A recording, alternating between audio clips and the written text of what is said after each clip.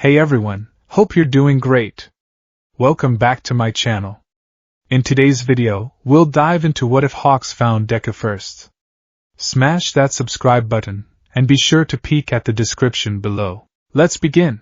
The sky over Musitifu was a distinct, chemical blue, the color of glass cleaner and smog. It was the kind of sky that looked beautiful from the ground, vast and endless. But up here, at 3,000 feet, it smelled like ozone and city grit. Kigo Takami, known to the screaming masses as the wing hero, Hawks, was bored. It was a profound, aching boredom that settled deep in his marrow, right alongside the constant, buzzing vibration of his feathers. Being the number 3 hero at the age of 22 was supposed to be the pinnacle of existence. It was supposed to be the dream. But the dream, Kigo had learned, involved a lot less heroic posing and a lot more paperwork, red tape, and terrifyingly dull patrols in districts that weren't even his own. Commission control to Hawks. The earpiece crackled, a voice dry enough to sand wood. Status report. Hawks adjusted his visor, banking hard to the left to ride a thermal current rising off a heated glass skyscraper. He didn't flap his wings, he simply tilted, letting the air do the work. Conservation of energy.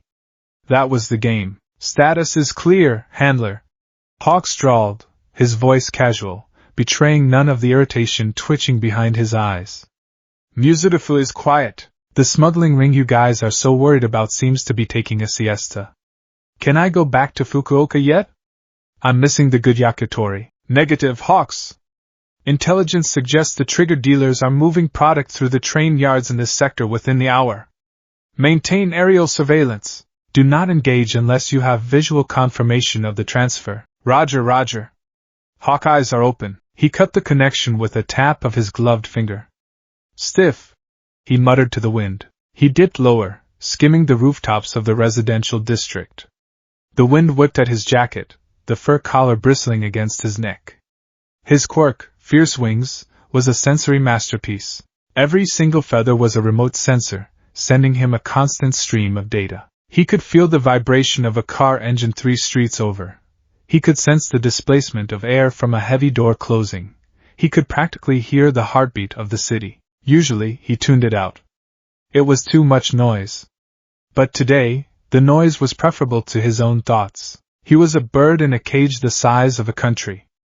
The Hero Public Safety Commission, HPSC, held the keys, and they liked their favorite bird to dance on command. This patrol wasn't just about smugglers.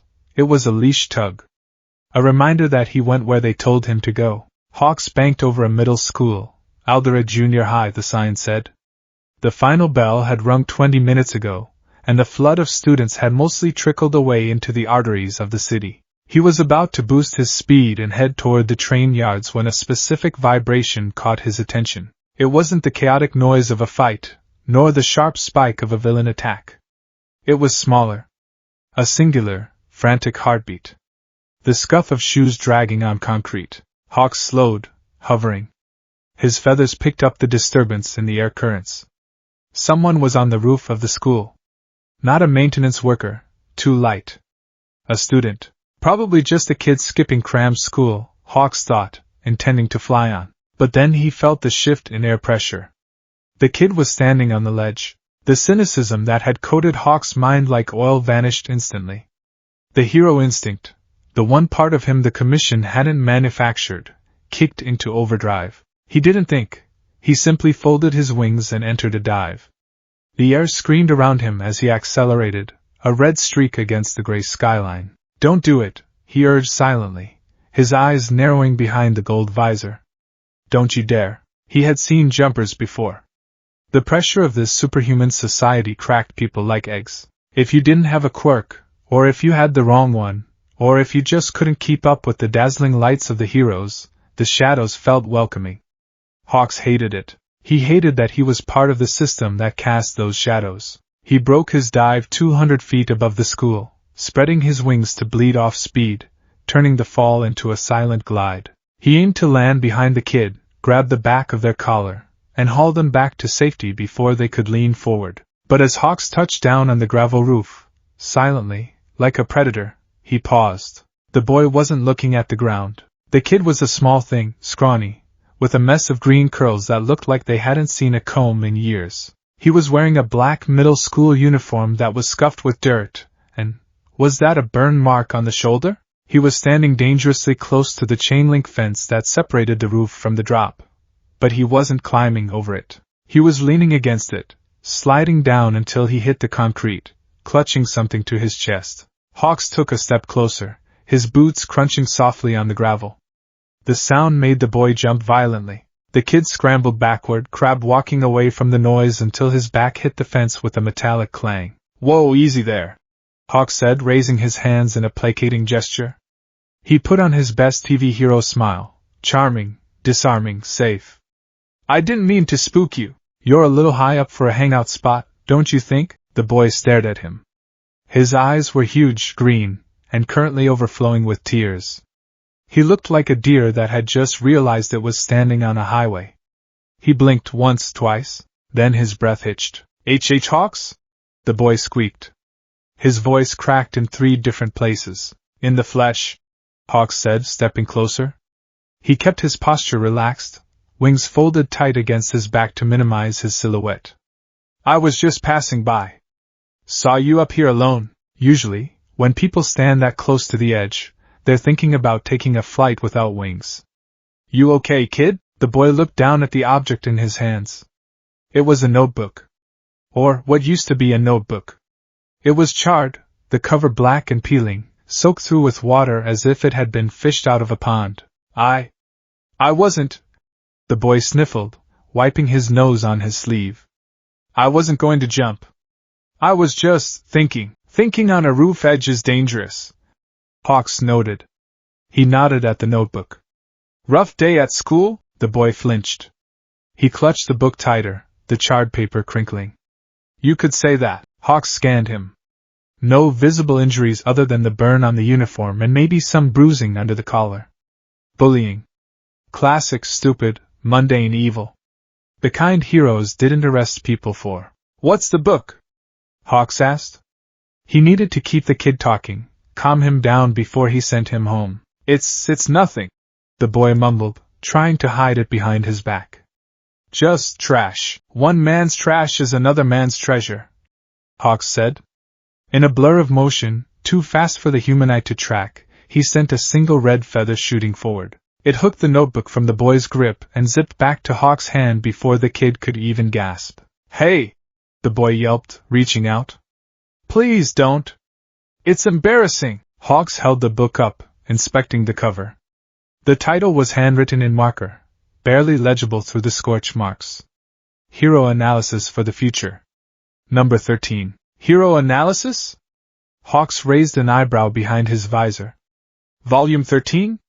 You're prolific, kid. It's stupid, the boy said, his voice dropping to a whisper.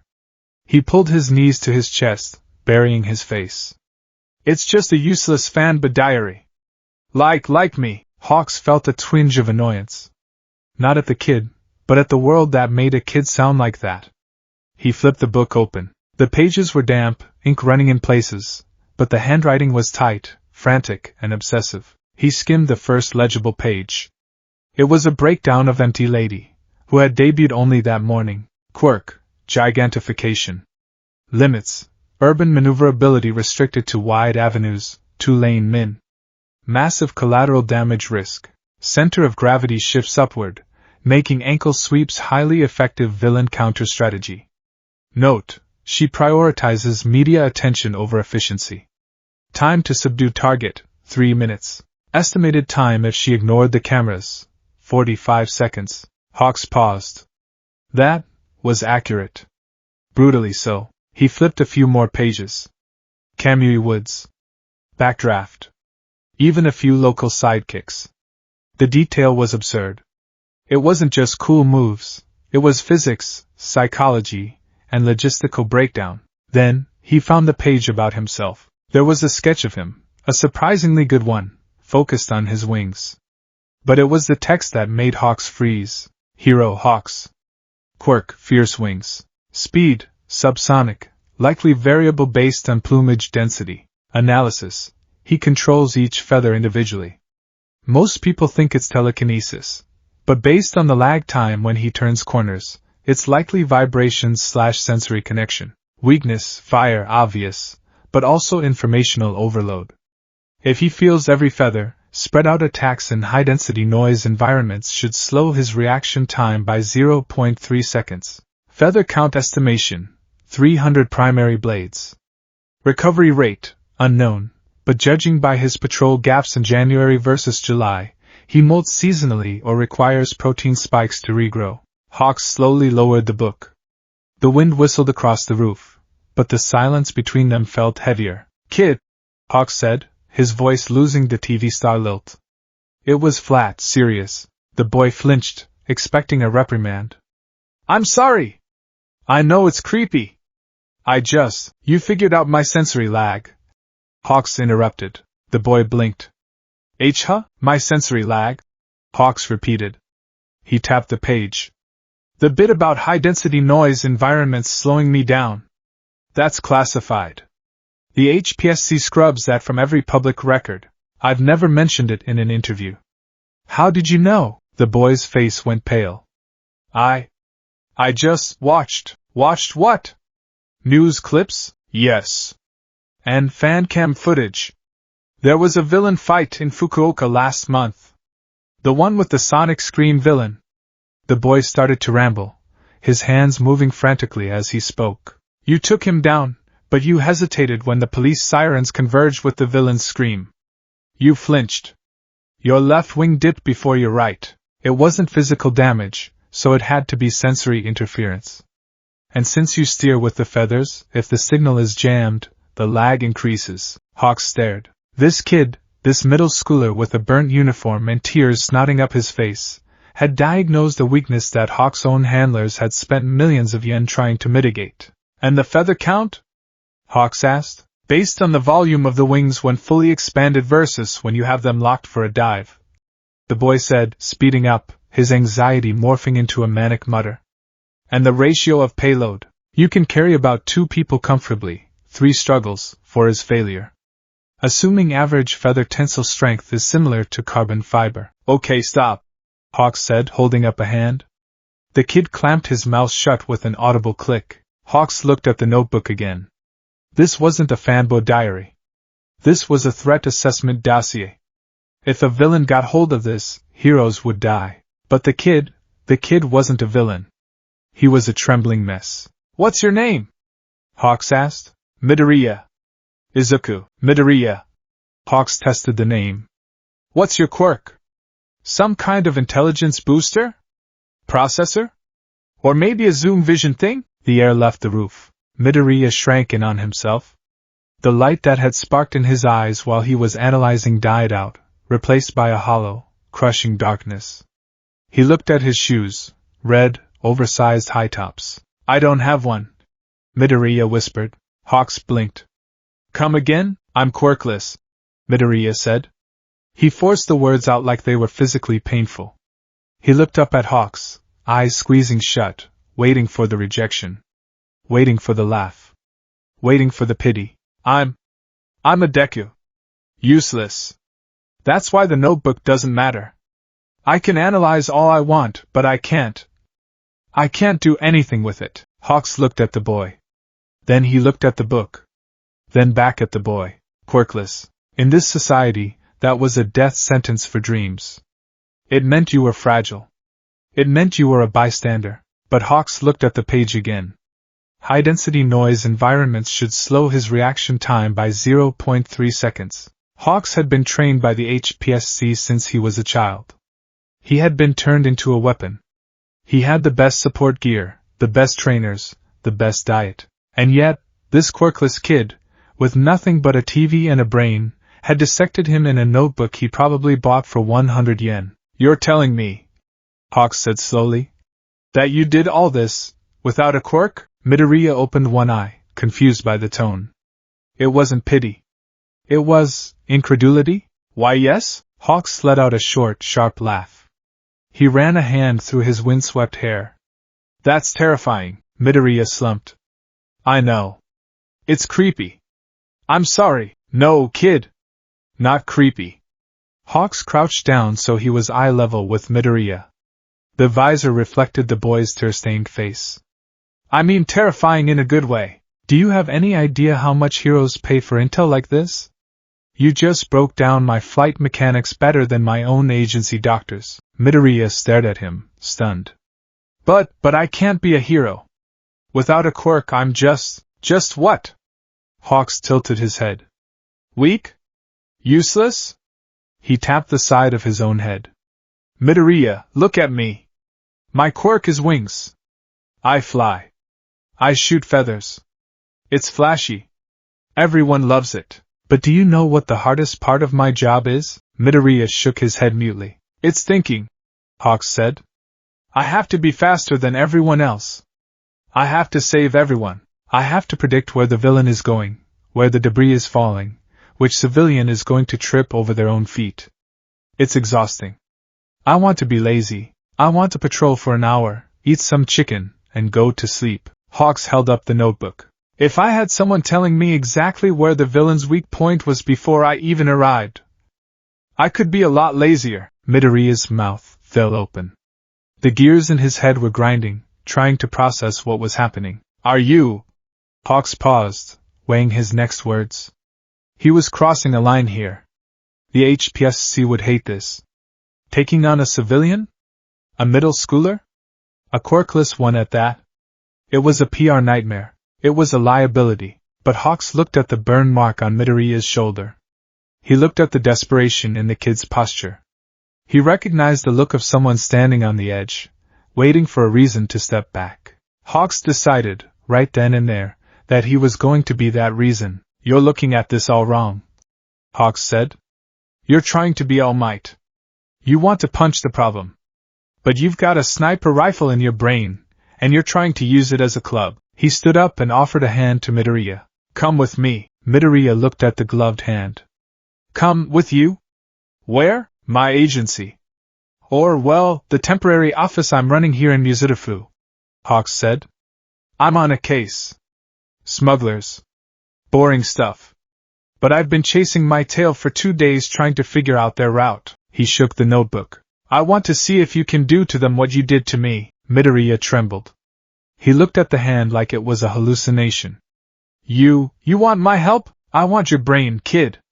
The rest of you we can work on. Hawks grinned, a sharp, confident expression. So, you gonna sit on this roof and cry about what you don't have?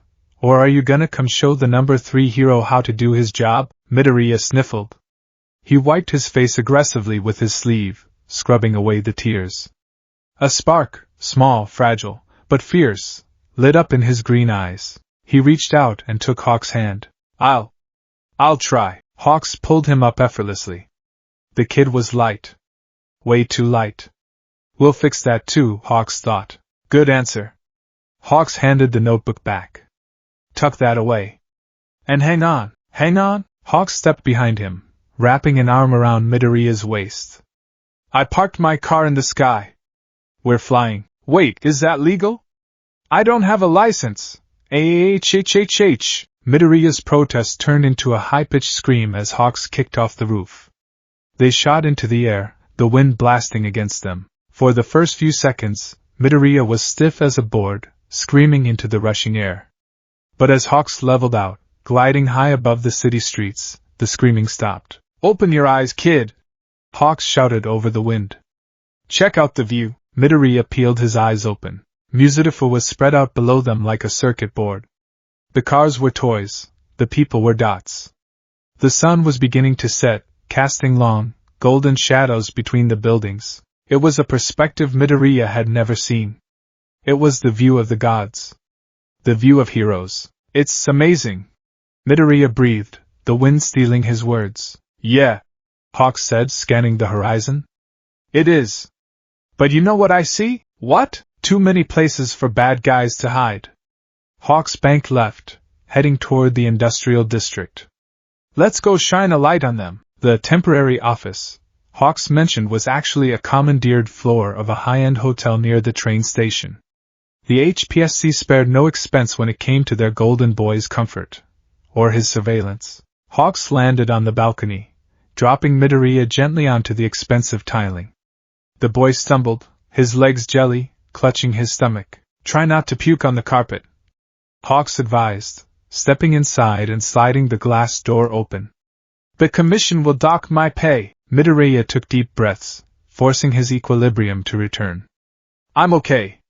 I'm okay. He looked around, wide-eyed. This is your agency? Temporary base, Hawks corrected. He walked over to a massive array of monitors set up on a desk that looked like it belonged in a boardroom. Agency is back in Kyushu. This is just where I sleep and work while I'm hunting. He tossed his jacket onto a chair and sat down in front of the screens. He tapped a keyboard, and the monitors flared to life. They showed live feeds from traffic cameras, security cams from the train station, and satellite imagery of the industrial district. All right, Midoriya, Hawks said, spinning his chair around. Here's the test. Midoriya swallowed hard, stepping into the room. He felt out of place, a middle schooler in a dirty uniform standing in a hero's command center. Test? The smugglers? Hawks said. Trigger dealers. Nasty stuff. Instant quirk-boosting drug. We know they're in Muzutafu. We know they're moving product to the harbor tonight, but every time I patrol the main roads, they vanish. It's like they know I'm coming. Hawks pointed at the screens. This is the raw data. Traffic patterns, train schedules, cargo manifests for the last 24 hours. Tell me where they are. Midoriya froze. Me? Bud, you're a pro. The police, surely the police are looking for criminals, Hawks said. I'm asking you to look for patterns. You figured out my feather Regan cycle by watching fan cams. Figure this out. Midoriya looked at the screens. He looked at Hawks, who was watching him with an unreadable expression. This was it. This was the moment. He could freeze, apologize, and go home to his mother and tell her he failed again. Or he could try. I want a world where heroes have too much time on their hands. Midoriya stepped forward. He pulled the burnt notebook out of his pocket, clutching it like a talisman. He looked at the screens. At first, it was just noise. Cars, trains, people. But then, he started to mutter. Okay. Trigger is volatile. You can't transport it in standard trucks because the vibration risks activation if the vials break. You need shock absorption. Or you need smooth rails. He looked at the train schedules. The main cargo lines are inspected at 8 p.m. But the commuter lines run until midnight. If they use the cargo lines, they risk inspection. If they use trucks, they risk potholes. Midoriya's eyes darted to the traffic cams. Hawks-san, you said they vanish when you patrol the main roads? Yeah, Hawks said, popping a can of coffee. Every time. Do you patrol with your feathers spread? Usually. Better sensory range. Your feathers emit a low-frequency vibration, Midoriya muttered. Some animals can sense it. Birds, dogs. If one of the smugglers has a sensory quirk, maybe an animal mutation type, they could feel you coming from a mile away. Hawks paused, the coffee can halfway to his mouth. He hadn't thought of that. Okay, Hawks said slowly. So they know I'm coming. Where do they go? Midoriya pointed to a map of the city's underground drainage system, overlaid with the subway lines. They aren't on the roads, Midoriya said, his voice gaining strength. And they aren't on the cargo trains. They're under the trains. Under? The old maintenance tunnels for the subway, Midoriya said, tracing a line on the screen. They were decommissioned 10 years ago, when the Quirk Expansion Act forced the city to widen the tunnels for gigantification types. But the tracks are still there. Smooth, straight shots to the harbor. And since they're underground, your aerial vibration sense wouldn't penetrate the concrete and soil effectively unless you were specifically listening for it. Midoriya looked up, his eyes shining. If I were them, I'd use the maintenance access point at District 4. It's abandoned, and it connects directly to the harbor loading dock 7, and seeing as the tide is high right now, the noise of the water would mask their movement. Silence filled the room.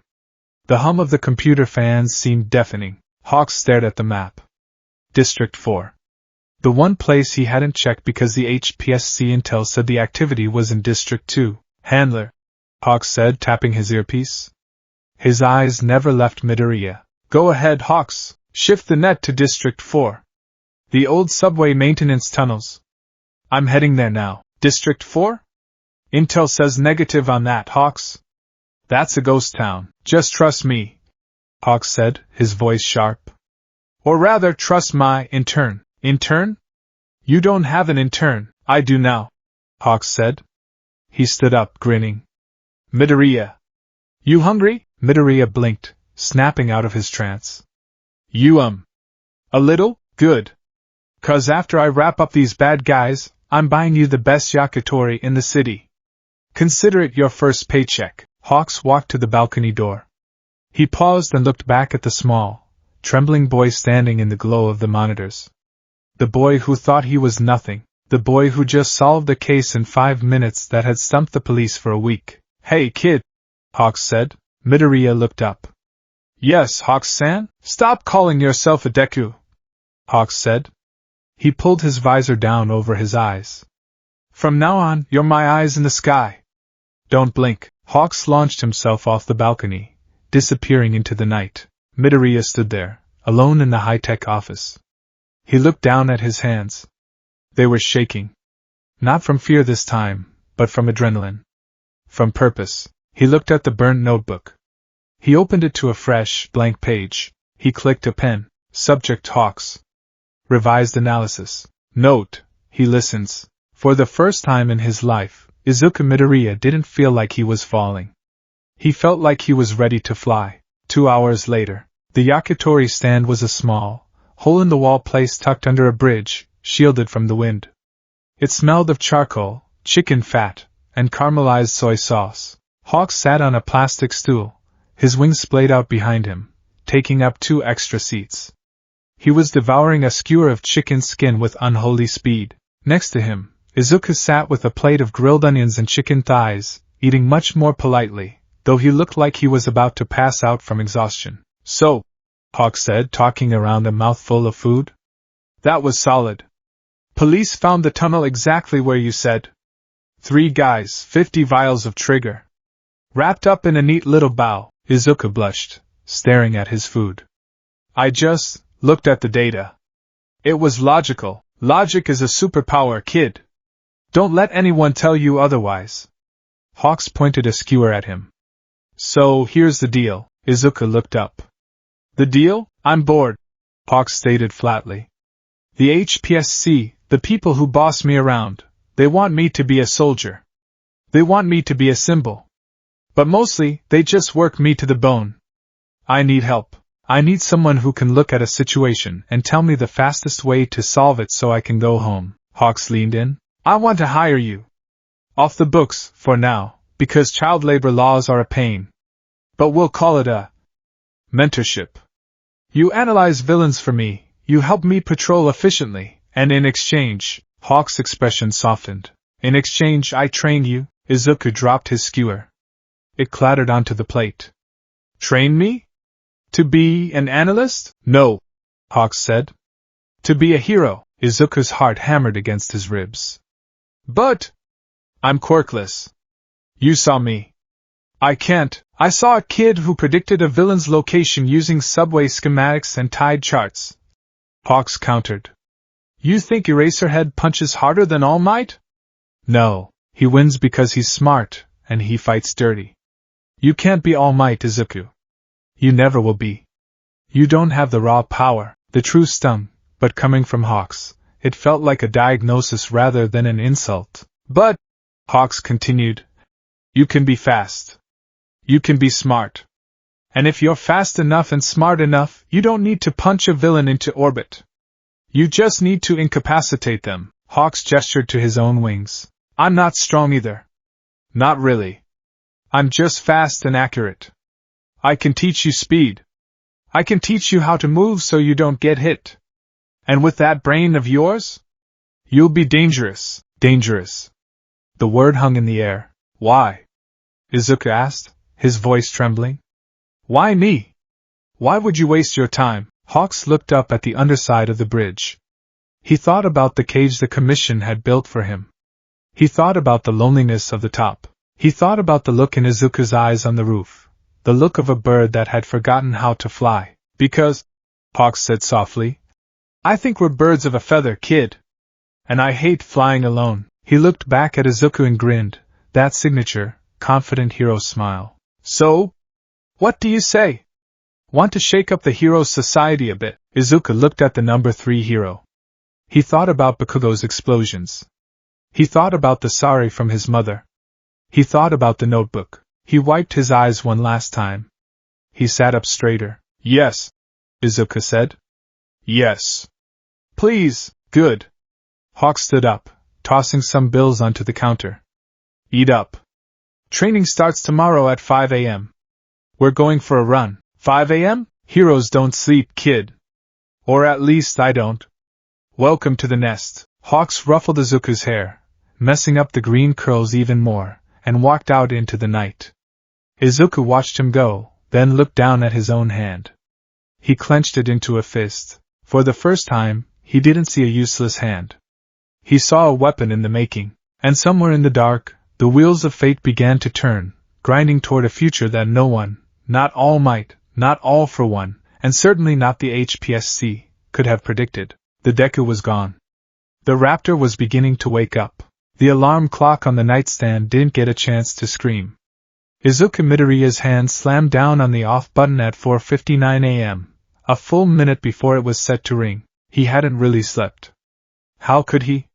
The events of the previous evening replayed in his mind on a loop, like a glitched video file. The roof. The burned notebook. The flight. The yakitori. Hawks. The number 3 hero had offered to train him. Him. The quirkless, useless Deku who couldn't even save his own notebook from a childhood bully, let alone save a city. It felt like a fever dream, the kind born of heatstroke and desperation. Izuku lay in the dark, staring at the All Might poster on his ceiling. The symbol of peace grinned down at him, shadowing his eyes in that trademark American comic style. Usually, that grin was a comfort. Today, it felt like a challenge. You can't be All Might, Izuku. You never will be. Hawk's words echoed in the silence of the room. They hurt, sharp and clean like a paper cut, but they didn't fester. They were true. Izuku sat up, swinging his legs over the edge of the bed. His feet hit the floorboards with a soft thud. He wasn't going to be All Might.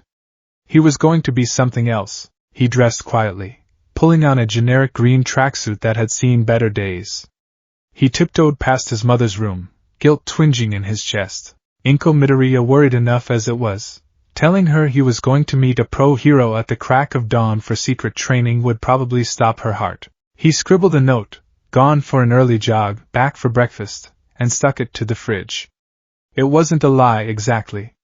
It just wasn't the whole truth. Izuku stepped out of the apartment complex into the cool, pre-dawn air. The sky was a bruised purple, the streetlights buzzing as they prepared to shut off for the day. A sudden whoosh of displaced air ruffled his hair. You're early. A voice drawled from above. I like that. Punctuality is efficient. Izuku jumped, nearly tripping over his own sneakers. He looked up to see Hawks perched on a lamppost, crouched like a gargoyle in a bomber jacket. He was chewing on a toothpick, his golden visor reflecting the fading street lamp. H. Hawks-san! Izuku squeaked, keeping his voice down. I didn't think you'd come here. I said 5 a.m. Hawks said, dropping from the post. He landed without a sound, his red wings tucking neatly behind his back. I didn't say where. Figured I'd save you the train fare. Besides, we're not training at the beach today. Change of plans. Izuku blinked. We're not. But you said, I said I'd train you. Hawks corrected. But before I can put you in the field, I need to get you cleared. I run a tight ship, kid, and by tight ship, I mean a ship watched by very paranoid government officials. Hawks turned, gesturing for Izuku to follow. We're going to the office. The real one. Or at least, the one the commission lets me use in the city. You need to pass the interview. Interview? Izuku's blood ran cold. Wait, like, a job interview? With the HPSC? Relax. Hawks grinned, though it didn't quite reach his eyes. Think of it more like an audition. You're going to show them what you showed me. If they like you, you're in. If they don't, well, we'll cross that bridge if we get to it. He extended a hand. Ready to fly? The flight was shorter this time, but infinitely more terrifying because Izuku knew where they were going. The Takami Agency branch in Muzudafu wasn't just a hero office. It was a fortress of glass and steel located in the government district. It was a place where decisions were made, decisions that dictated the flow of hero society. Hawks landed on a private helipad on the 45th floor. He set Izuku down, and the boy wobbled, his knees knocking together. Breathe, Hawks instructed, patting him on the back. Oxygen is your friend. Brain needs it to work. Izuku inhaled sharply, the air smelling of filtered AC and cleaning supplies. I'm okay, good. Now listen to me. Hawk's demeanor shifted. The lazy slouch vanished, replaced by a sharper, straighter posture. He adjusted his collar. Inside there are people in suits. They aren't heroes, they're handlers. They handle money, they handle PR, and they handle me. They don't care about dreams, and they don't care about plus ultra. They care about results. Hawks leaned down, gripping Izuku's shoulder. His grip was firm, grounding. Don't try to impress them with your heart. Impress them with your head. Be cold. Be logical. Be right. Can you do that? Izuku looked at the steel doors sliding open. He felt small. He felt powerless. But then he remembered the notebook. He remembered the feeling of solving the puzzle the night before. I can do it, Izuku whispered. Louder. I can do it. Let's go. They walked into a corridor that looked more like the interior of a spaceship than an office. The walls were white, the lighting harsh and clinical. People in dark suits moved with purpose, holding tablets and wearing earpieces. A few glanced at Hawks with nods of deference, but their eyes lingered on Izuku with open suspicion. Who's the kid? Why is he in a tracksuit? Is he a victim? Hawks ignored them all, walking with a fast, confident stride that forced Izuku to jog to keep up. They reached a set of double doors at the end of the hall. Hawks didn't knock. He pushed them open. The room beyond was a nerve center. It was a circular room dominated by a massive wall of screens, similar to the one in the hotel but on a grander scale. Dozens of operators sat at terminals, monitoring police bands, hero frequencies, and traffic cams. In the center of the room, standing behind a holographic tactic table, was a man. He was tall, thin, and wore a suit that cost more than Izuku's mother made in a year. He had sharp features and wire-rimmed glasses that obscured his eyes in the glare of the screens. Hawks, the man said without turning around. His voice was dry, like shifting gravel. You're off patrol. And you've brought a civilian into a restricted Zone 1 intelligence hub. Explain. Morning, Handler Goyo, Hawks said, breezing into the room and grabbing a rolling chair. He spun it around and sat on it backward. This isn't a civilian. This is a potential asset. I'm expediting the vetting process. Handler Goyo turned slowly. He looked at Hawks, then lowered his gaze to Izuku. Izuku felt like he was being scanned by an X-ray machine. There was no warmth in the man's face, only calculation. A child, Goyo stated. You brought a child. I brought an analyst, Hawks corrected. This is the one who cracked the trigger shipment route last night. The one you guys missed. The room went quiet. The operators at the terminals paused their typing. Goyo's eyebrows twitched, the only sign of surprise. The routing data for the District 4 bust? You claimed in your report that was intuition. I lied. Hawks shrugged. I wanted to introduce him properly. This is Midoriya. He's got eyes like a hawk. Better, actually. Mine just see photons, his see patterns. Goyo walked around the table, stopping a few feet from Izuku. The man smelled of starch and cold coffee. Name and quirk. Izuku's throat closed up. This was it. The moment he would be laughed out of the room. He looked at Hawks. Hawks gave him a subtle nod. Be cold. Be logical. Midoriya Izuku, he said, forcing his voice to be steady. Quirkless. The silence in the room deepened. It became heavy, suffocating. One of the operators snorted. Quirkless, Goyo repeated flatly. He looked at Hawks with disdain. Is this a joke, number 3? Do you think my time is something you can waste? We are tracking a multi-prefecture villain ring, and you bring me a quirkless middle schooler? I'm telling you, he's good. Hawks insisted, his voice hardening. He is a liability. Goyo snapped. Get him out. And report to the debriefing room. We need to discuss your insubordination regarding the— Wait, Izuku said. The word hung in the air. Izuku hadn't meant to speak, but the dismissal, the automatic assumption of uselessness, had sparked something hot in his chest. Goya looked down at him. Excuse me? Izuku stepped forward. He walked past Goya, moving toward the holographic table. He didn't look at the handler. He looked at the data displayed there. It was a live map of the Muzudafa highway system, showing a high-speed chase in progress. You're tracking the villain Road Rage, right? Izuku asked, pointing at the red dot moving rapidly along the artery. The one with the kinetic engine quirk in his legs? Goya frowned. That is classified live operation data. Step away from the— You've set up a blockade at the Narrows Bridge, Izuku continued, his eyes darting across the topography markers. He pointed to a cluster of blue dots representing police cruisers.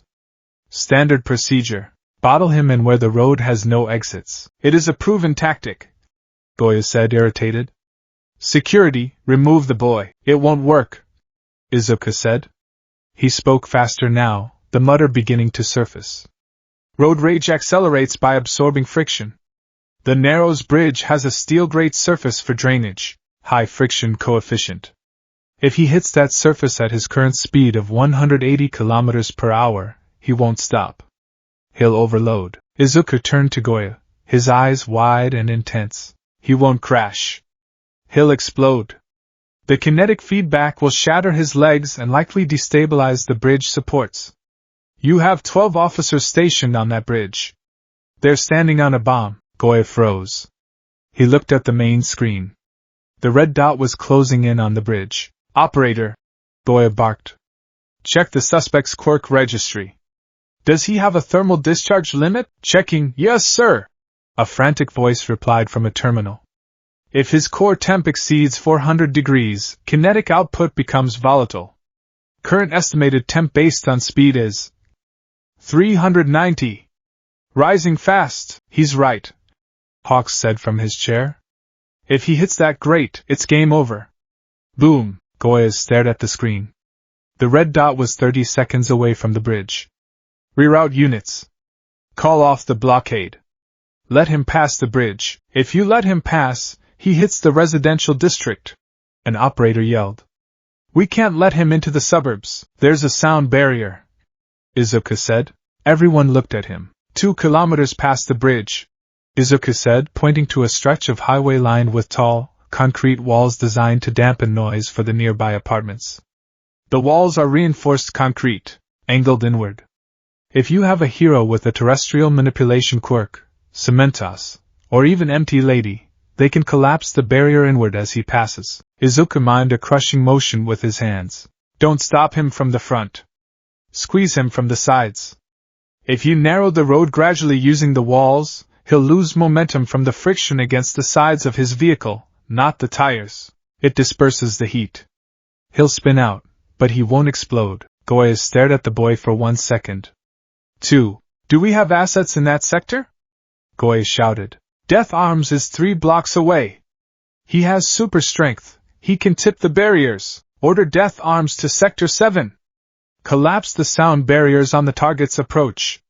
Clear the bridge blockade immediately. The room erupted into controlled chaos.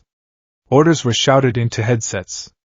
On the main screen, the blue dots scrambled away from the bridge. The red dot zoomed across the bridge, safely, and entered the corridor of sound barriers. Death Arms in position! On the screen, the camera feed showed the bulky hero punching the base of a massive concrete wall. The wall groaned and tilted, slamming into the road just as the villain's souped-up vehicle screeched through. The car scraped against the collapsing concrete, sparks flying, speed bleeding off rapidly. It spun, crunched, and came to a halt. No explosion. No casualties. Target secured. The operator breathed. Suspect unconscious. Death Arms reports minor structural damage to public property, but 0 injuries. The room let out a collective breath. Hawks clapped. A slow, rhythmic sound in the silence. Told you, Hawks said, smirking. Goya stood still, staring at the screen where the dust was settling. Slowly, he turned to look at Izuku. The disdain was gone, replaced by something colder, sharper, and much more dangerous: interest. Izuku was trembling. The adrenaline was crashing. He gripped the edge of the holographic table to steady himself. I read about his quirk in the news last week, and I noticed the bridge construction on the way here. Goya adjusted his glasses. He walked over to Izuku, looming over him. You processed the villain's velocity, the environmental friction coefficient, and the tactical layout of the city in under 20 seconds, Goya said. Without a quirk. Yes, sir. And you are currently unaligned? You are not in a hero course? I'm in middle school, sir. Aldera Junior High, Goya hummed. It was a vibrating, contemplative sound. He looked at Hawks. You were right. He is an asset. He's a kid. Hawks interjected quickly, standing up. He moved between Goya and Izuku, a subtle protective gesture. He's my student. I'm taking him under my wing. Literally, the commission will have an interest in this one, Goya said, his eyes not leaving Izuku. Intelligence of this caliber is rare. Usually it comes with a quirk like high spec or IQ. To find it in a baseline human, it suggests a high degree of neuroplasticity and obsessive pattern recognition. We could find a use for him in the cryptographic department. Or strategic oversight. He wants to be a hero, Hawks said firmly. He's aiming for UA. UA? Goya scoffed. Without a quirk? He'll be crushed. Not if I train him, Hawks said.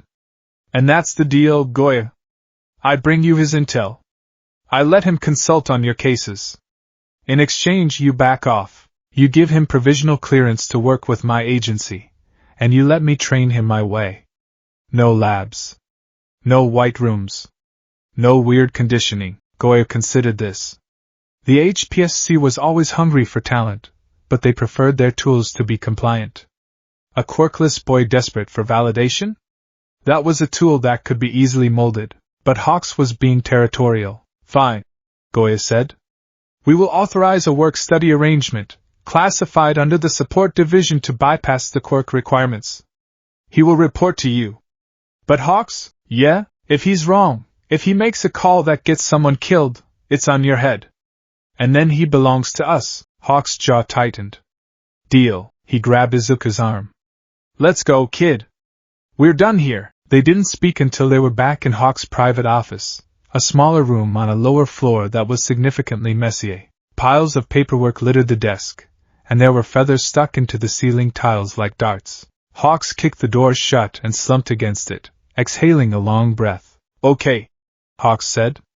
That was intense. Izuku collapsed onto a leather sofa, burying his face in his hands. I shouted at a federal agent. I shouted at a handler. I'm going to jail. You're not going to jail. Hawks laughed, pushing off the door and walking over to a mini fridge. He tossed a bottle of water to Izuku. You saved a bridge. And probably Death Arm's life. That guy is sturdy, but an explosion like that? He would have been toast. Izuku caught the water, fumbling with the cap. They looked at me like I was an alien. They looked at you like you were valuable, Hawks corrected. He sat on the edge of his desk. Which is both good and bad. The HPSC collects people like Pokemon cards. If you're rare, they want you in a binder. Hawks' face grew serious. He took off his visor, revealing tired, golden eyes. That's why you're with me, Izuku. As long as you're Hawk's student, they can't just snatch you up and put you in a basement analyzing code for 16 hours a day. You have protection. Izuku looked at the bottle in his hands. Why? He asked again. I know I helped, but you're putting your reputation on the line for me. You fought for me, because I know what it's like, Hawks said quietly. What is like? To be looked at as an asset first and a person second. Hawks stood up and walked to the window, looking out at the sprawling city. They found me when I was a kid, too. I had a quirk they liked. They took me in, trained me, polished me. They made me the number 3 hero. And I'm grateful, sure. I save people. I have a good life. He flared his wings slightly. But I don't have a lot of choices. I go where they send me. I fight who they tell me to fight. I'm a bird in a gilded cage. He turned back to Izuku. You're different. You don't have a quirk. According to their rules, you shouldn't matter. But you force them to look at you. You force them to listen. That's punk rock, kid. I like it. Hawks walked over to a closet in the corner of the office. He rummaged through it for a moment, tossing aside a few spare flight jackets and boots. Finally, he pulled something out. It was a pair of yellow-tinted goggles. Not the sleek, expensive visor Hawks wore, but a sturdy, tactical pair. They looked like aviator goggles, slightly scuffed. Here, Hawks said, tossing them to Izuku. Izuku caught them. What are these? My old pair. From when I was a sidekick. Izuku stared at the goggles. They felt heavy in his hands. Significant. Put them on. Izuku slipped the strap over his head. The goggles fit snugly over his eyes. The yellow tint made the room look sharper, warmer. You want to be a hero, right? Hawks asked. More than anything, Izuku said. Then we need to change how you think, Hawks said. All Might teaches people to be symbols. To stand tall and take the hit. To say I am here. That's great for him. He's invincible. Hawks leaned in close. You and me? We aren't invincible. We're fragile. If we get hit, we break. So the first rule of the Takami School of Heroics, don't get hit. Izuku nodded, absorbing every word. Rule number 2, information is ammunition. You proved that today. You didn't punch the villain, you outsmarted him. Rule number 3. Hawks grinned. Speed beats power. Hawks pulled out a tablet and tapped a few buttons. I've just registered you as an agency intern specializing in logistics and support. It's official. You work for me now. Izuku felt a lump form in his throat. He wasn't crying. He promised himself he wouldn't cry, but his eyes were stinging. Thank you, Hawks-san. Call me Hawks. Or Kigo, if we're eating chicken. But usually Hawks. He checked his watch. It's 7 a.m. You have school, don't you? Oh no! School! Izuku scrambled up. I'm going to be late. Relax. Hawks laughed. He opened the window. I'll drop you off. It's on my way. On your way to where? To give you a proper training schedule, Hawks said, scooping Izuku up by the back of his tracksuit. And maybe some breakfast. You can't save the world on an empty stomach. As they flew out of the agency, leaving the sterile, cold world of the HPSC behind, Izuku adjusted his new goggles. The wind rushed against his face, but he didn't close his eyes. He watched the city below, analyzing the traffic, the people, the movement. He wasn't just watching anymore. He was preparing. The aftermath, HPSC Intelligence Division. Back in the command room, Handler Goya stood alone, watching the replay of the bridge incident. He watched the boy, Midoriya, pointing at the map. He watched the terrified intensity in the kid's eyes. Sir? An operator asked. What do we do with the file on the boy? Goya tapped the table. Create a level 3 dossier. Goya ordered. Label it Project Icarus. Monitor his communications. Monitor his grades. I want to know everything about Midoriya Izuku, sir. Hawks said he was off limits. Hawks is a hero, Goya said coldly. Heroes are sentimental. We are the Commission. We are realistic. Goya zoomed in on the image of Izuku's face. If the boy can be trained to predict villains with that level of accuracy, imagine what he could do if we pointed him at other threats. Political rivals. Foreign cells. Vigilantes. Goya smiled, a thin, humorless line. Let Hawks play Big Brother for now. Let him sharpen the blade. When the time is right, we'll be the ones to wield it. Dagoba Municipal Beach Park. That afternoon, Izuku stood at the edge of the beach. It was a landfill, a mountain of trash and forgotten things stretching out to the ocean. It was disgusting. It smelled of rot and rust. Gross, right? Hawks said, landing beside him. He was holding 2 smoothies. He handed one to Izuku. It's a lot, Izuku admitted. This is your gym, Hawks announced. Izuku looked at the piles of trash. I'm cleaning it? Cleaning? No. That's manual labor. That's for strength types. Hawks took a sip of his smoothie. You're navigating it. Navigating? Parkour, kid, Hawks said. Look at that pile of tires. Then that fridge. Then that rusted truck chassis. It's an obstacle course. Unstable terrain. Sharp edges. Shifting weight. Hawks pointed a feather at the top of the highest trash pile. I want you to get from here to the top of that pile in under 3 minutes. Without touching the sand, Izuku looked at the mountain of garbage. It looked treacherous. One wrong step and he'd be buried in refuse or sliced by rusty metal. If I fall? Izuku asked. Then you get a tetanus shot. Hawks shrugged. And you try again. Speed, agility, precision. You need to learn how to move your body through chaos. You need to look at that trash and see a path, just like you looked at the highway and saw a trap. Hawks finished his drink and crushed the cup. Go. Izuku didn't hesitate. He dropped his bag and sprinted. He leaped onto a washing machine, his foot slipping on the wet metal. He flailed, grabbing a pipe to steady himself. Too slow! Hawks called out from the ground. Don't stop! Momentum is your shield! Izuku gritted his teeth. He vaulted over a sofa, landing on a stack of newspapers that shifted under his weight. He scrambled, his fingers digging into the mess. He looked up. The path was there. He just had to see it. Tire. Beam. Car hood. Rope. He moved. It was clumsy. It was ugly. He scraped his knee and tore his sleeve. But he kept moving. Hawks watched from below, his sharp eyes tracking every movement. He saw the hesitation. He saw the fear. But he also saw the calculation. The kid was learning in real time. Not bad. Hawks muttered to himself. Not bad at all. He pulled out his phone and sent a text to his agency support team. Need a costume design. Lightweight. Stealth focus. Reinforced joints. And get me a capture weapon prototype. Something flexible. He watched Izuku stumble near the top, catch himself, and scramble to the summit, raising his fist in triumph against the setting sun. Hawks smiled.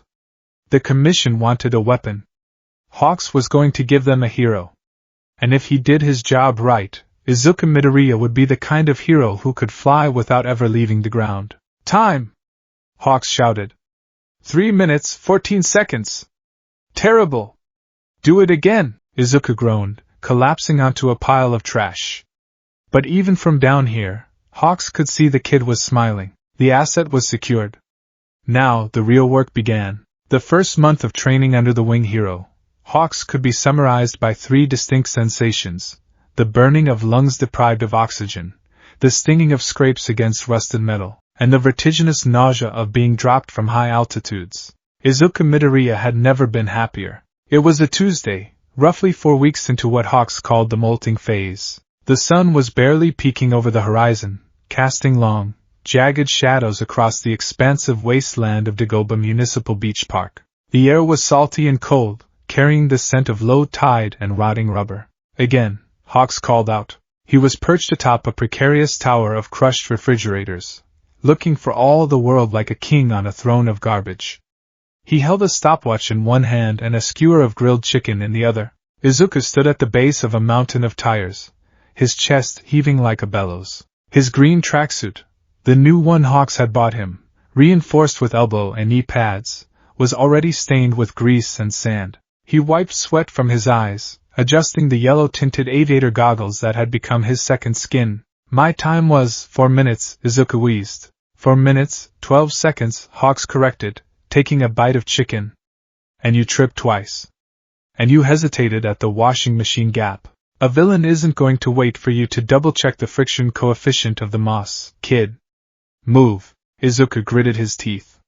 His legs felt like lead pipes filled with concrete. Right. Again. Not just again, Hawks said, pointing a feather at him. Faster. Quieter. You're stomping. I can hear you from up here over the sound of the ocean. If I can hear you, a villain can hear you. If they hear you, they aim. If they aim, you're dead. The bluntness of it no longer made Izuku flinch. In the beginning, Hawks' casual references to death had terrified him. Now, Izuku understood them for what they were, operational realities. Hawks didn't sugarcoat the world because sugar didn't stop bullets. Raptor style, Izuku muttered to himself, shaking out his arms. Light. Fast. Sharp. He looked up at the obstacle course. To anyone else, it was a trash heap. To Izuku, it was a complex geometry equation waiting to be solved. Go!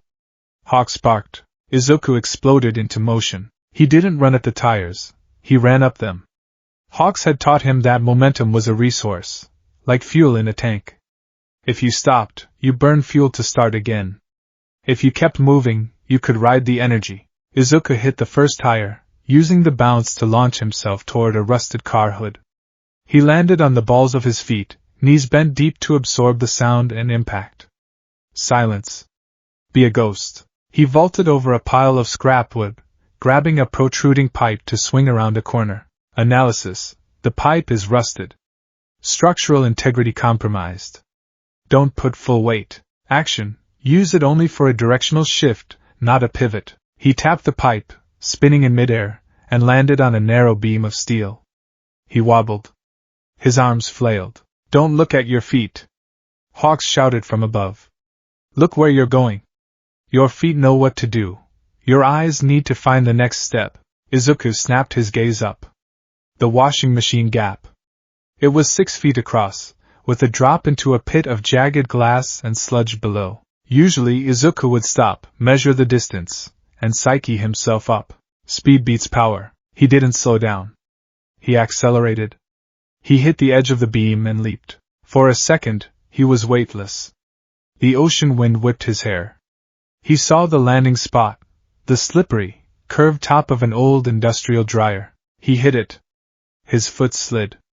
Panic flared. Center of gravity. Instead of fighting the slip, Izuku dropped his shoulder and rolled, turning the fall into a controlled tumble across the metal surface. He popped up on the other side, barely losing speed, and scrambled up the final ascent, a net of tangled fishing lines and buoys. He reached the top, slapping the side of the refrigerator Hawks was sitting on. Time! Izuku gasped, collapsing onto his back on a relatively clean patch of plastic. Hawks clicked the stopwatch. He looked at it, then looked down at the panting boy. 3 minutes, 30 seconds, Hawks announced. Izuku pumped a fist into the air, too tired to cheer. Better, Hawks admitted, hopping down. His wings fluffed up, creating a small gust that cooled Izuku's face. You stopped stomping. That roll on the dryer was decent. Sloppy execution, but good instinct. You turned a slip into a tactical repositioning. Hawks offered a hand. Izuku took it, pulling himself up. His legs trembled. You're learning, Izuku, Hawks said, his voice dropping the drill sergeant tone. Most pros, even the big ones, they fight the environment. They smash through walls, they crush the pavement, they force the world to accommodate them. Hawks tapped Izuku's chest, right over his heart. We can't do that. We have to flow. The world is bigger than us, heavier than us. If you fight the wave, you drown. If you ride it, you fly. Izuku nodded, pulling his notebook out of his back pocket. It was a new one, volume 14, and it was already half full. He clicked his pen. Note: flow state requires disengaging the fear response to loss of traction. Treat slips as pivots. You and that book, Hawks chuckled, shaking his head. Come on. Physical conditioning is done for the morning. Clean up. We're going to the agency gym. It's time to put something in your hands besides a pen. The Takami agency in Mizurufu had a private training sublevel that the HPSC didn't monitor as closely as the main floors. It was a padded room, lined with impact-absorbing mats and filled with training dummies. Izuku stood in the center of the room, feeling exposed. The gym at UA, which he hoped to see one day, was probably massive. This was intimate. Intense. Hawks walked over to a weapon rack on the wall. He hummed thoughtfully, running his gloved fingers over batons, stun guns, and shields. You're quirkless, Hawks said, his back to Izuku. I know you hate the word, but tactically it means you have zero range. You have to be in touching distance to do anything. That's bad. Touching distance is where people get broken bones. I know, Izuku said quietly. That's why I need to be fast. To get in and out. Or, Hawks said, grabbing something from the rack, you bring the target to you. Or keep them away. He turned around and tossed the silver cylinder to Izuku. Izuku caught it. It was heavy, cold metal, about 10 inches long. A flashlight? Press the button on the side. But point it away from your face. Please. I don't want to explain to your mom why you have a black eye. Izuku aimed the cylinder at a dummy and pressed the button. Snap hiss. The cylinder expanded rapidly, telescoping out into a 5-foot-long bow staff made of a dull, gray alloy. Collapsible alloy staff, Hawks explained. Reinforced carbon core. Lightweight, durable, and hits like a truck if you swing it right. It extends your reach by 5 feet. That's 5 feet of safety between you and a villain's fist. Izuku twirled it experimentally. It was balanced perfectly. He felt a surge of excitement. It's cool. It is, Hawks agreed. But it's just a stick. I want you to have options. Hawks reached into his jacket pocket and pulled out a bundle of gray cloth. He tossed it to Izuku. Recognize this? Izuku unfolded the cloth. It was a long, ribbon-like scarf, made of a strange, wire-woven fabric. It felt stiff yet flexible. It looks like Eraserhead's capture weapon, Izuku gasped. Got it in one, Hawks grinned. Well, a prototype replica. The HPSC RD department has been trying to reverse engineer Aizawa's binding cloth for years. They can't quite get the alloy weave right. Aizawa's is custom, but this is close. It's a carbon nanofiber weave. Fireproof, cut-resistant, and responds to kinetic tension. Why are you giving me this? Izuku asked, running his thumb over the weave. Eraserhead's style takes years to master, and you're a fast learner, Hawks said. Look, I'm a speed fighter. I use feathers to lock people down or slice them up. You can't slice.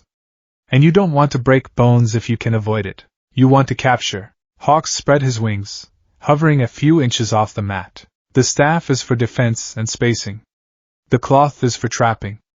I want you to use both. Simultaneously, Izuku stared at him. Both? At the same time? Raptor style, Hawks repeated. A hawk uses its talons to grab and its beak to strike. The cloth is your talons. The staff is your beak. He pointed to the dummy. Wrap the dummy's arm with the cloth. Pull it off balance. Then strike the knee with the staff. Go. Izuku fumbled. He threw the cloth. It flopped sadly over the dummy's shoulder. He tried to swing the staff, but the cloth got tangled in the staff, and he nearly tripped himself. Terrible, Hawks chirped. Again. For the next 3 hours, the sound of metal clacking against synthetic dummies and the swishing of fabric filled the room. It was grueling. The capture cloth was disobedient. It tangled around Izuku's legs, his arms, and once, embarrassingly, his neck. The staff felt heavy after the 100th swing. You're thinking too much, Hawks yelled. He was currently throwing tennis balls at Izuku while Izuku tried to practice his forms. I have to think to aim, Izuku yelled back, dodging a yellow projectile. No, you have to feel the aim. Hawks threw a ball harder. It beamed Izuku right in the forehead. Ow, your eyes are lying to you, Hawks said, landing in front of him. You're trying to calculate the trajectory of the cloth. You can't. The air resistance changes as it unspools. You have to feel the weight of the tip. Hawks took the cloth from Izuku. Watch. Hawks didn't look at the dummy. He flicked his wrist. The cloth lashed out like a cobra, wrapping tight around the dummy's neck. Hawks yanked, and the heavy dummy crashed to the floor. It's an extension of your arm, Hawks said, handing it back. Don't throw it. Reach with it. Izuku rubbed his forehead. He took the cloth. He closed his eyes. Extension of my arm. Not a tool. A limb. He thought about Hawks' feathers. How Hawks described feeling the air pressure on each individual barb. Izuku didn't have feathers. But he had sensitivity. He had the hyper-awareness that came from years of being hunted by bullies. He opened his eyes. He didn't look at the cloth. He looked at the dummy's left wrist. He flicked his wrist, imagining his fingers stretching across the room. The cloth snapped out. It didn't loop perfectly, but the weighted tip caught the dummy's wrist, wrapping around once. Ha! Izuku exclaimed. Don't celebrate, follow through. Hawks shouted, throwing another tennis ball. Izuku instinctively ducked the ball, planting his feet. He yanked the cloth with his left hand, pulling the dummy forward. With his right hand, he thrust the staff, catching the dummy in the solar plexus. Thwack! Okay, Hawks said, lowering his arm. That was adequate. Izuku beamed, sweat dripping down his nose. It felt fluid. It was sloppy, Hawks said, but he was smiling. But it was the right idea. You used the dodge to power the pull. That's the core of our style, Izuku. Defense is offense. You don't block. You evade and punish. Hawks walked over to a bench and tossed the towel at Izuku. Break time. I'm starving. And before you ask, yes, we're getting yakitori. They ate on the roof of the agency. It was becoming a ritual. High places, greasy food, and the wind. Izuku sat on the ledge, legs dangling over the city. A month ago, this would have given him a panic attack. Now, it felt peaceful. He chewed on a skewer of chicken skin, watching the traffic below. Hawks-san? Yeah? Hawks was lying on his back on the concrete, staring at the clouds, his wings spread out to soak up the sun. Why do you focus so much on speed? Izuku asked. I mean, I get that I'm not strong. But, you're the number 3 hero. You could probably bulk up if you wanted to. Why is speed everything to you? Hawks was silent for a moment. He plucked a feather from his wing, twirling it between his fingers. You know the story of Icarus? Hawks asked. The boy who flew too close to the sun. Izuku nodded. His wax wings melted, and he fell. People always think the moral of the story is don't fly too high, Hawks said softly. They think it's about hubris. Arrogance. He sat up, his golden eyes sharp behind the visor. I think the moral is that Icarus was too slow. If he'd been faster, he could have flown through the heat before the wax melted. He lingered. Hawks looked at the city that worshipped him, and the commission that owned him. This world, it tries to burn you, Izuku. The media, the villains, the rules, the expectations. If you stand still, if you try to tank the heat like All Might, eventually you melt. You break. Hawks looked at Izuku. I'm not teaching you to run away. I'm teaching you to never be where the fire is. I want you to be so fast that by the time the world tries to crush you, you're already behind it, kicking it in the ass. Izuku looked at his own hands. They were calloused now. There were bandages on his fingers. I don't have wings, Izuku whispered. No, Hawks agreed. But you have something I don't. What? You have a choice. Hawks gestured to the building below them. I was raised in a cage. I fly because I was bred to. You walked into the fire willingly. You chose this. That makes your will stronger than mine. Hawks stood up, stretching his back. The melancholy moment passed, replaced by his usual manic energy. All right, enough philosophy. It's depressing me. And when I get depressed, I get sluggish. He kicked Izuku's shoe lightly. Get up. Sparring match. Izuku choked on his water. Sparring? With you? Are you crazy? You'll kill me in 3 seconds. I'm handicapping myself, Hawk said, walking to the center of the roof. No flying. I stay on the ground. And he recalled all his feathers except for 2, one in each hand, held like daggers. I only use 2 feathers as blades. No telekinesis. He adopted a loose, fighting stance. Your goal isn't to beat me. Your goal is to land 1 hit. Just 1. Use the staff. Use the cloth. Use your notebook brain. If you touch me, we call it a day and I buy you ice cream. Izuku stood up. He picked up his staff. He adjusted his goggles. Hawks looked relaxed. Open. Trap. Ready? Hawks grinned. Ready, Izuku breathed. The first 5 minutes were a massacre. Izuku would lunge, and Hawks would simply not be there. It was infuriating. Hawks didn't block. He didn't even seem to dodge. He just shifted. A tilt of the head, a slide of the foot, and Izuku's staff would whistle through empty air. Too slow. Hawks taunted, slapping Izuku on the back of the head with the flat of his feather blade as he passed. You're telegraphing. I can see your muscles tense before you move. Izuku spun, swinging the staff low for a sweep.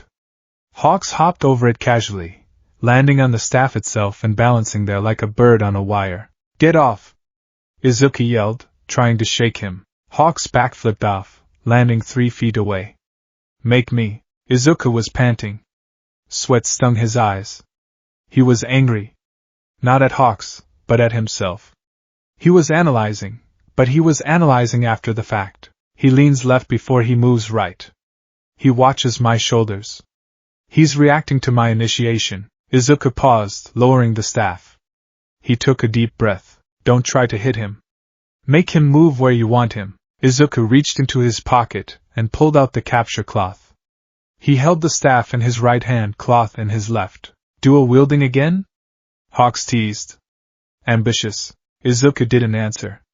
He started to mutter. Feathers are sensory organs. He feels the air displacement. A direct attack pushes air at him, warning him.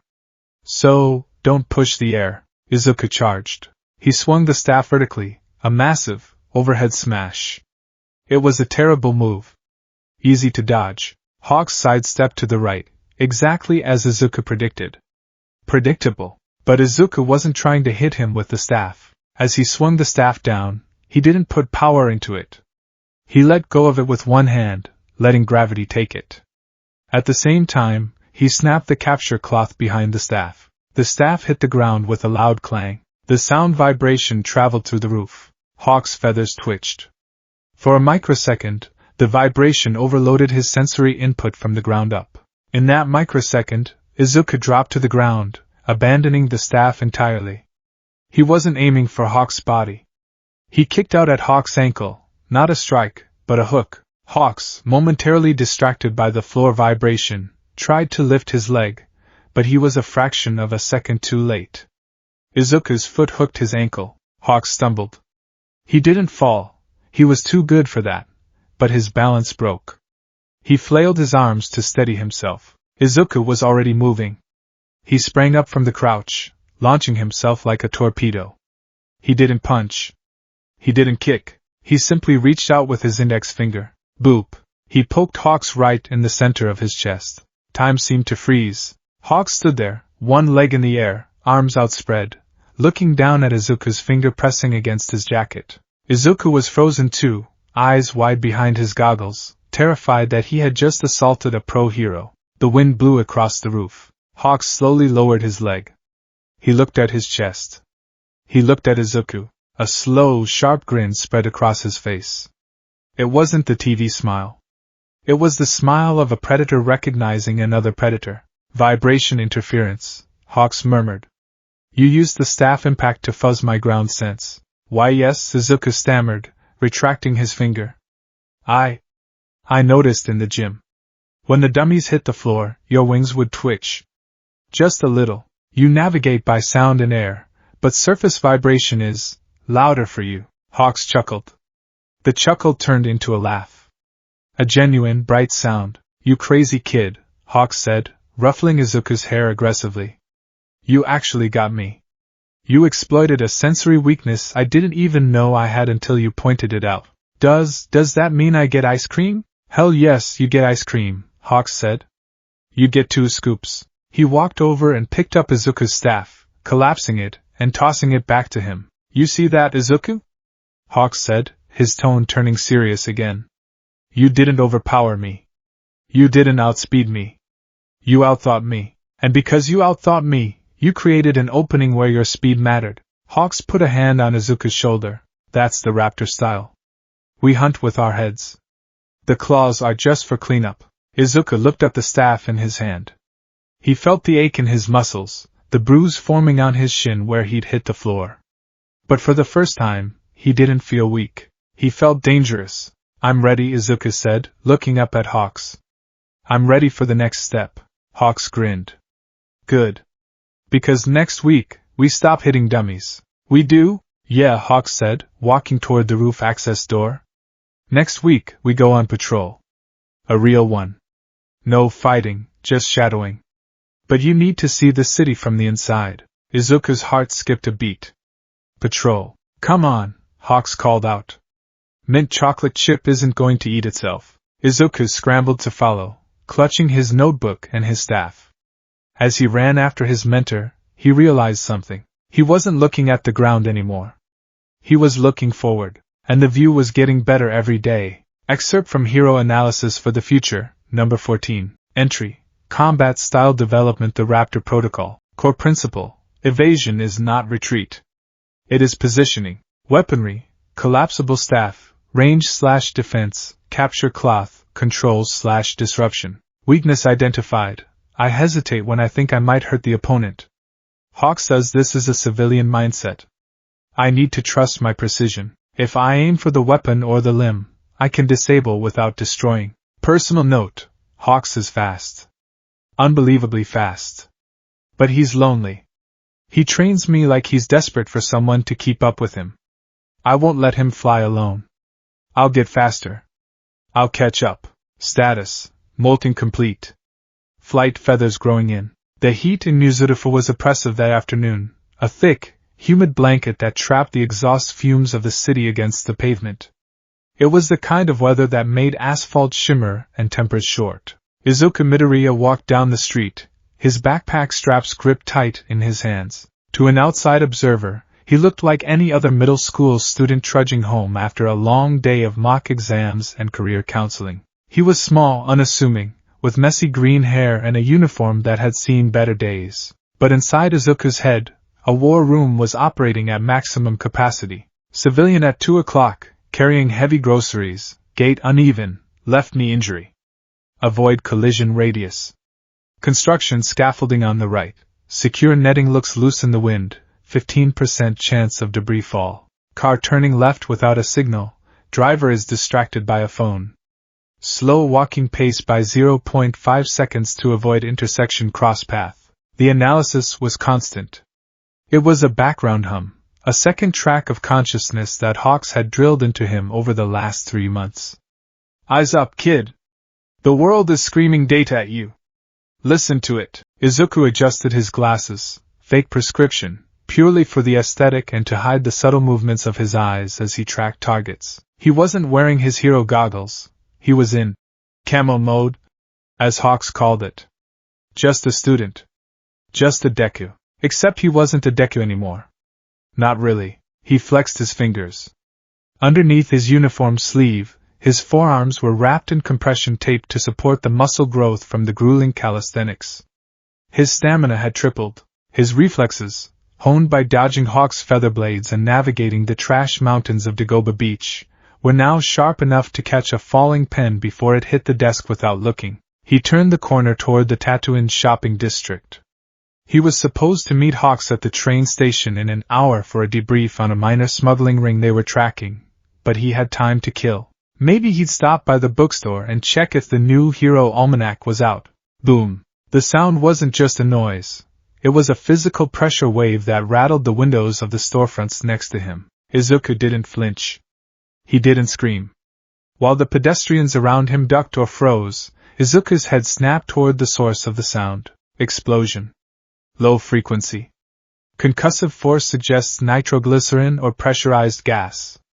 Location: 2 blocks north, near the arcade. Without a conscious thought, Izuku shifted his weight. He didn't run away. He ran toward it. Safe distance is relative, Hawks had told him during a rooftop lesson. The closer you are, the more intel you get. But you only get close if you have an exit strategy. Izuku bobbed and weaved through the panicking crowd. People were streaming away from the smoke rising like a black scar against the blue sky. Izuku moved like water, slipping through gaps in the stampede, sliding over the hood of a stalled taxi, and vaulting a police barrier before the officer could even raise his hand to stop him. He skid to a halt at the edge of the chaos. The scene was a nightmare. A narrow alleyway between 2 high-rise buildings was consumed by fire and sludge. The villain was a monstrosity of fluid, a sentient, shifting pile of sewage-colored muck with manic, bulging eyes and a mouth full of jagged, liquid teeth. And he had a hostage. Izuku's eyes narrowed behind his glasses. He stepped up onto a concrete planter to get a better vantage point, pulling a small, battered notepad from his pocket. Villain, fluid body type. Likely immune to physical trauma. No skeletal structure visible. Hostage, male. Blonde. Explosive quirk. Izuku's breath hitched. It was Kaken. Katsuki Bakugo was thrashing in the center of the sludge, his face half submerged. Explosions popped from his palms, wild and desperate, but they were doing nothing but setting the surrounding buildings on fire. The heat was intense, drying out the villain's surface but not stopping him. If anything, the explosions were creating a smoke screen that made it harder for the heroes to target him. "Let him go!" shouted Death Arms, the punch-heavy hero. He charged forward, winding up a massive haymaker. Mistake, Izuku thought instantly. Death Arms' fist sank into the sludge. There was no impact. The villain simply absorbed the blow, the fluid rippling around the hero's arm. "You can't hurt me!" The villain gurgled, his voice wet and distorted. "I'm fluid. I have no shape." The sludge lashed out, a whip of sewage slamming Death Arms into a wall. "Backdraft is on fire control," someone yelled. "We can't get close. The heat is too intense." "Kamui Woods," another voice screamed. "Do something." "I can't." The wooden hero was holding back, shielding his face. "With this fire, I'll burn up before I reach him." "Where is Empty Lady?" "The alley is too narrow. She can't grow without crushing the buildings." Izuku watched, his pen hovering over the paper. The heroes were paralyzed. They were match-up dependent. Death Arms needed something solid to punch. Kamui Woods needed a non-incendiary environment. Empty Lady needed space. They were specialists. And in this chaotic, variable environment, they were failing. "They're waiting," Izuku realized, a cold knot forming in his stomach. "They're waiting for someone with the right quirk to show up. They're waiting for All Might." But All Might wasn't here. Izuku looked at the crowd. He saw All Might, or rather, the skeletal, emaciated form of Yagi Tashinori, clutching a lamppost at the back of the throng. He looked sick. He was clutching his side, steam rising from his skin. He had reached his limit. He couldn't transform. No help was coming. Izuku looked back at the villain. Bakugo's struggles were getting weaker. The sludge was forcing its way into his mouth and nose. He was suffocating.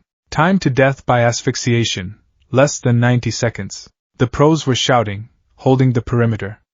"Stay back. A hero with a suitable quirk will be here soon." "Soon isn't fast enough," Hawk's voice whispered in Izuku's ear. "Speed beats power. Information is ammunition." Izuku stopped thinking like a fanboy. He stopped thinking like a victim. He engaged the protocol. Objective, extract hostage. Obstacle, fluid villain. Fire, assets, backpack, textbooks, heavy. Pen. Agility. Physics. Izuku dropped his notepad. He didn't scream. He didn't cry out. He simply moved. He sprinted past the police line. "Hey! Kid! Get back here!" Death Arms roared.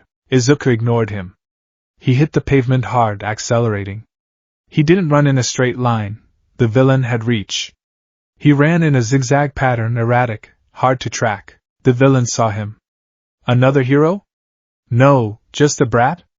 Looking to die? A tendril of sludge shot out, aimed at Izuku's chest. Telegraphed. Too slow. Izuku slid. He dropped to his knees, the asphalt tearing at his pants, and slid purely on momentum under the lashing tendril. He felt the heat of it pass inches above his head. He popped back up, 10 feet from the villain. The fire was roaring around them. The air was sucked out of the alley, creating a vacuum effect. Izuku looked at Bakugo. Their eyes met. For a split second, the anger in Bakugo's eyes was replaced by sheer confusion. He didn't see the stuttering Deku. He saw a boy with a flat, terrifyingly calm expression. "You!" Bakugo choked out. Izuku didn't respond. He was calculating. The eyes. The villain is fluid, but the eyes are solid. They have to be to maintain visual focus. They are the anchor. The villain raised a massive wave of sludge to crush the gnat in front of him. Izuku swung his backpack off his shoulder. It was heavy, loaded with textbooks for his mock exams. "Die!" The villain shrieked. Izuku spun. He used the centrifugal force of the spin to launch the backpack. But he didn't just throw it. He aimed. Trajectory locked. The backpack sailed through the air, rotating end over end. It smashed directly into the villain's left eye. Arg! The villain recoiled, the liquid body shuddering. The grip on Bakugo loosened for a fraction of a second as the villain instinctively brought his fluid hands up to protect his injured eye. Reaction confirmed. Pain response triggers contraction. Izuku didn't stop. While the villain was flinching, Izuku closed the distance. He leaped, planting a foot on a burning piece of debris and vaulting toward the center of the mass. He grabbed Bakugo's collar. Don't pull, Izuku muttered to himself. You can't outpull a hydraulic press. Instead of pulling Bakugo out, Izuku jammed his hands into the sludge around Bakugo's mouth. He used his fingers like wedges, creating a seal, then shoved his arms outward, creating a cavity of air. Breathe! Izuku ordered, his voice cracking but commanding. Bakugo gasped, sucking in a lungful of smoky air. You! Bakugo rasped. What the hell? Focus! Izuku snapped, looking around. The villain was recovering. The eye was red and angry. The sludge was surging back, ready to swallow them both. Izuku grabbed Bakugo's arm. On my mark, explosion downwards. Maximal output. Don't tell me what to do, Deku. Do you want to die in a sewer, Katsuki? Izuku roared. It was the first time he had used Bakugo's first name without the childish nickname in years. The shock of it silenced Bakugo. The villain loomed over them, a tidal wave of muck. I'll swallow you both whole, now! Izuku screamed. Bakugo gritted his teeth and fired.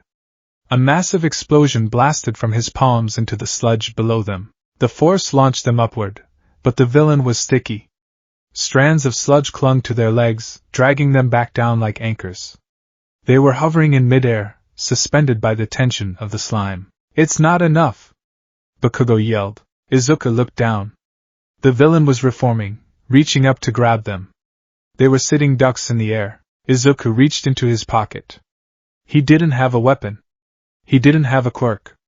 But he had a pen. A standard ballpoint pen. He prepared to throw it, to try and hit the other eye, knowing it was a desperate, 1-in-a-million shot. I need speed.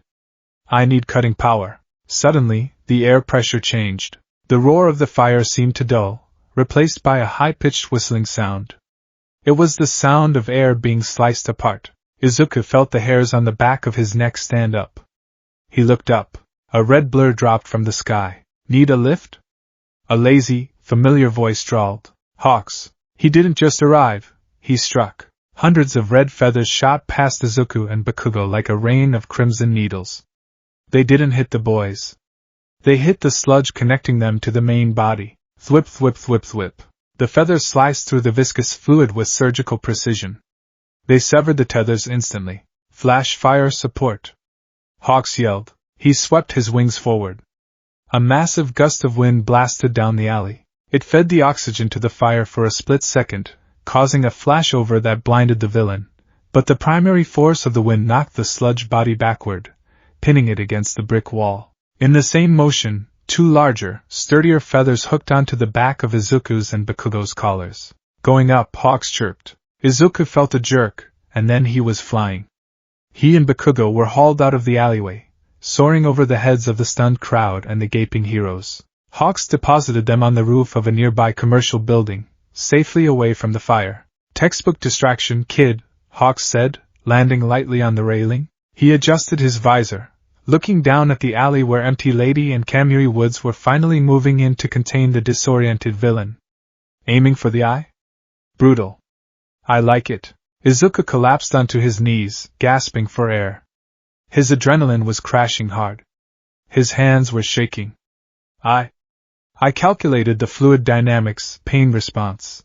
Bakugo was on all fours next to him, coughing up smoke and residue. He wiped his mouth, looking from Izuku to Hawks with wide, bloodshot eyes. What? Bakugo coughed. What the hell was that? Hawks hopped down from the railing. He walked over to Izuku and checked his pupils. Shock setting in? Breathe, Izuku. In through the nose, out through the mouth. I'm okay, Izuku wheezed, swatting the hand away gently. Hostage secured. Minimal injuries. Hostage secured, Hawks repeated, grinning. You did good, Raptor. The door to the roof burst open. There they are. Death Arms shouted, charging onto the roof, followed by Kamui Woods and a few police officers. You reckless idiots! Kamui Woods yelled, pointing a wooden finger at Izuku. Do you have a death wish? You interfered with a hero operation. You could have gotten yourself killed, and you, He pointed at Bakugo. You caused millions in property damage. Death arms loomed over Izuku. You're a civilian. You don't have a license. That was vigilantism. If you hadn't been there, a cold voice cut through the shouting, the kid would be dead. The heroes froze. Hawks stood up straight. He wasn't smiling anymore. His wings were spread slightly, casting a large, intimidating shadow over the group. He stepped between the pros and the boys. Hawks, Death Arms stammered, intimidated by the number 3 hero's sudden aggression. Look, I know you stepped in, but this kid ran past the police barrier. He has to be reprimanded. He analyzed the situation, Hawks said, his voice flat and hard. He identified that your quirks were incompatible with the threat. He realized the hostage had less than 2 minutes before brain death occurred due to oxygen deprivation. He created an opening using a distraction, stabilized the hostage's airway, and set up the extraction. Hawks poked Death Arms in the chest with a gloved finger. While you were standing there waiting for someone else to do your job, my student did it for you. Student? Kamui Woods blinked. He's a middle schooler. He's my intern. Hawks lied smoothly. Midoriya Izuku. Agency Support Division. He was operating under my direct orders to provide tactical assistance. That's irregular, a police officer said, flipping through a handbook. Take it up with the commission. Hawks dismissed him with a wave of his hand. Now, if you're done yelling at the people who actually solved the problem, I believe the villain is still loose down there? Go do your jobs. The heroes looked at each other, flushed with embarrassment and anger, but they couldn't argue with Hawks. They turned and ran back down the stairs to assist with the cleanup. Silence settled on the roof. Bakugo slowly stood up. He was swaying slightly. He looked at Izuku, who was currently being dusted off by Hawks. Deku, Bakugo growled. Izuku stiffened. He looked at his childhood friend/bully.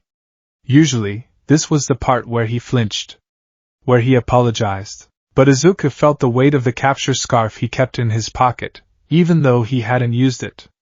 He felt the ghost of Hawk's hand on his shoulder. Are you okay, Katsuki?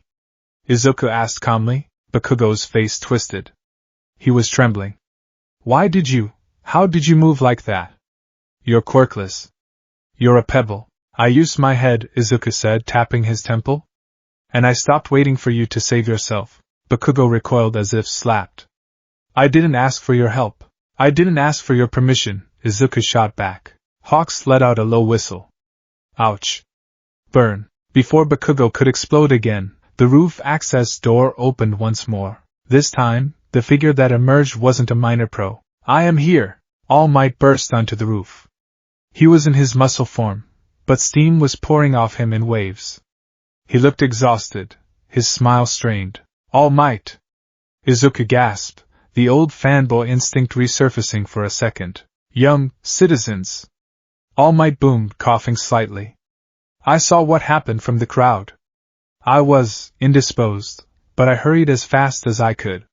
I am glad to see you are safe.